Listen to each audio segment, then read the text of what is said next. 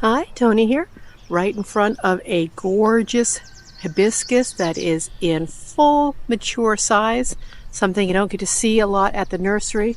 Want to share it with you. It's a beautiful hibiscus in full bloom. These make beautiful tall hedges.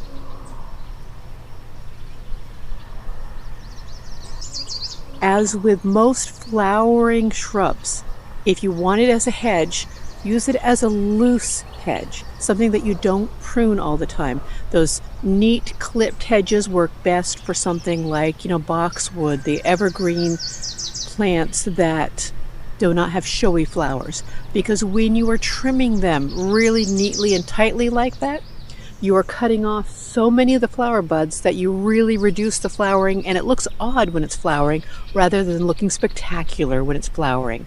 So you can give it a prune first thing in the spring if it is a midsummer to later blooming plant, or directly after it finishes blooming if it's a spring blooming plant. But then other than that, let it have its normal natural shape so that you'll have the most flowers and it'll look spectacular for you. It's a beautiful hibiscus in full bloom. They prefer a lot of moisture. They prefer a lot of heat. And they like as much sun as they can get. Now you can get the same hibiscus to go in your pots if you want. It is not one of the tropical hibiscuses. It is one of the perennial hibiscus, but that blue purple color is just gorgeous and it attracts the pollinators beautifully.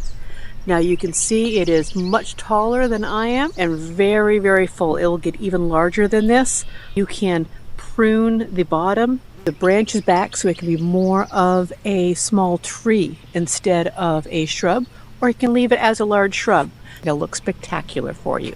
If you're finding this helpful, please click the like button. I really appreciate it.